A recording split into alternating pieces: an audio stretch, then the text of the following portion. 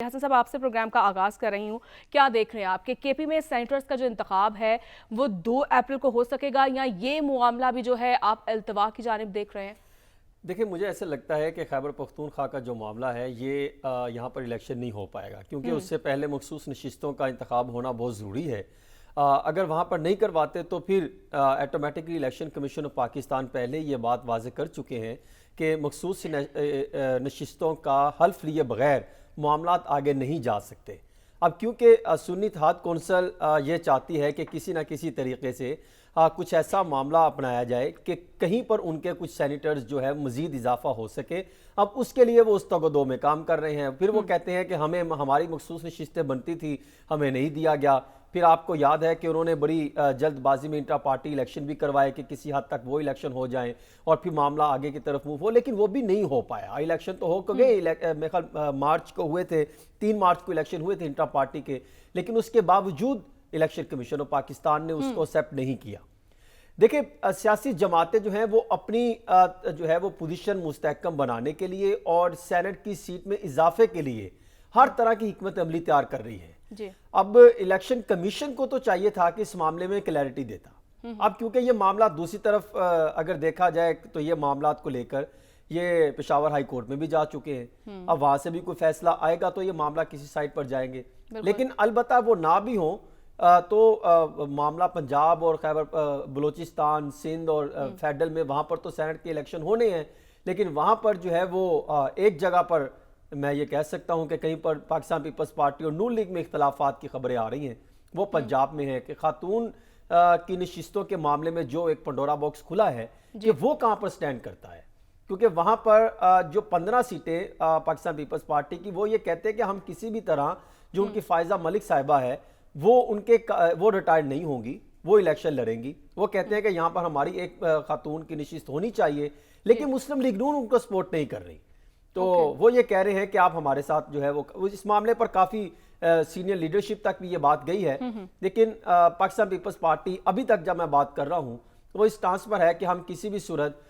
یہاں پر خاتون کی نشست ضائع نہیں ہونے دیں گے اور ہم جو ہے ان کو ووٹ کاسٹ نہیں کریں گے۔ لیکن کچھ بلا مقابلہ منتخب ہو گئے، کچھ کا الیکشن ابھی ہونا باقی ہے۔ بلا مقابلہ سے جیسا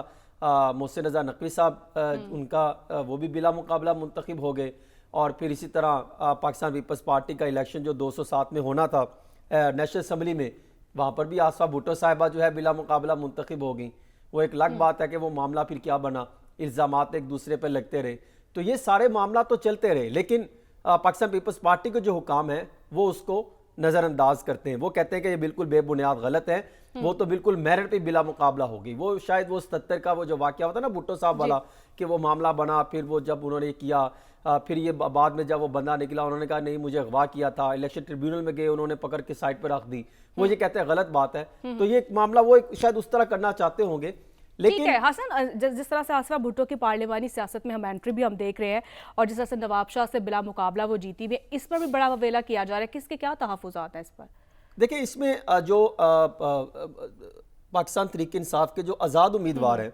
ان کا یہ بتایا جا رہا ہے، دعوے کر رہے ہیں کہ شاید ان کو اغوا کر لیا گیا تھا یا اٹھا لیا گیا تھا، لیکن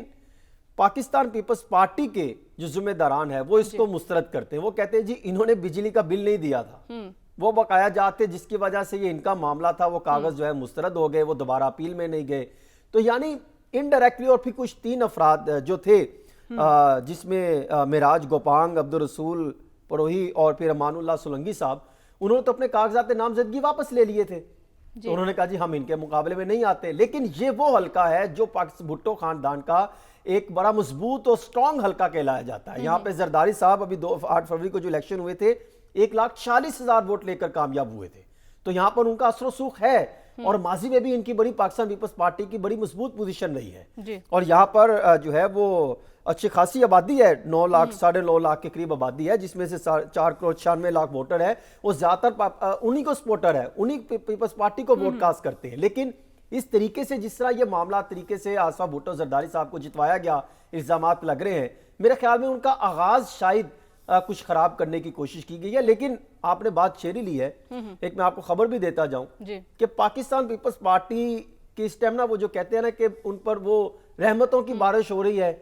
اس مہینے میں کہ ان کے لیے راستے سب ایٹومیٹکلی خود ہی جو ہے وہ سیدھے ہوتے چلے جا رہے ہیں، یا وہ کہتے ہیں نا پانچویں گھی میں ہے اس سیاسی جماعت کی. اس وقت یہ معاملہ چل رہا ہے مسلم لیگ نون کے سینئر رہنما یا قائدین میں، پاکستان پیپلز پارٹی کے قائدین میں، اور تیسری جو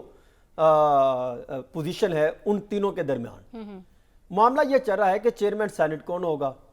کیا انوار اللہ کاکر صاحب ہوتے ہیں یا یسر رضا گیلانی. اب اس معاملے کو لے کر دو انٹریاں اور سینٹ کے الیکشن کے بعد ہونی ہیں. وہ ایک ہونی ہے کہ ڈپٹی وزیر اعظم کی. ڈپٹی پرائم منسٹر کے لیے دو بندے ہیں، دونوں میں سے ایک لگیں گے. مسلم لیگ نون جو ہے وہ یہ کہتی ہے کہ اگر آپ نے اسحاق ڈار صاحب کو تو سائٹ پہ کر دیا، ٹھیک ہے، آپ ان کے خارجہ معاملات ہٹا کے آپ ان کو ڈپٹی وزیر اعظم لگا دیں. اب نواز شریف صاحب بھی بڑی ہر طرح سے کوششیں کر رہے ہیں کہ اسحاق ڈار صاحب کو ڈپٹی وزیر اعظم کے طور پہ لایا جائے. اور پھر وہ دوسرا یہ کہتے ہیں کہ اگر آپ بلاول بھٹو زرداری صاحب، کیونکہ مکمل خاموش تھے، کچھ ناراض بھی تھے بلاول بھٹو زرداری صاحب، کچھ معاملات طے پا گئے ہیں، تو میرے خیال میں اگر وہ وزیر خارجہ جاتے ہیں تو نواز شریف صاحب کوشش کریں گے اسحاق ڈار صاحب کو ڈپٹی وزیر اعظم کے لیے لانے کے لیے، اور پھر وہاں پہ ان کے پاس کچھ اختیارات اور بھی دے دیے جائیں گے. اگر وہاں پہ انوار اللہ کاکر صاحب کی جگہ یسر رضا گیلانی صاحب جاتے ہیں تو پھر بلاول بھٹو صاحب وزیر خارجہ ہو سکتے ہیں. اگر وہاں پہ انوار اللہ کاکر چلے جائیں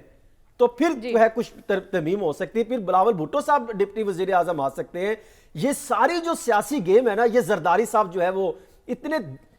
کمال طریقے سے چلا رہے ہیں کہ اگر خدا نہ خواستہ کوئی 1.5 سال بعد کچھ 19-20 ہوئی بھی تو وزیر اعظم کے لیے وہ اپنا وہ پلڑا تبدیل کریں اور پھر وہ آتے معاملات بلاول بھٹو زرداری صاحب کا راستہ کلیئر کر دیں. یہ سیاسی معاملات ہیں، چیزیں چل رہی ہیں، ہم تو کوشش کرتے ہیں 5 سال حکومت پوری کریں. بالکل آپ کا کامنٹ آ چکا ہے. بالکل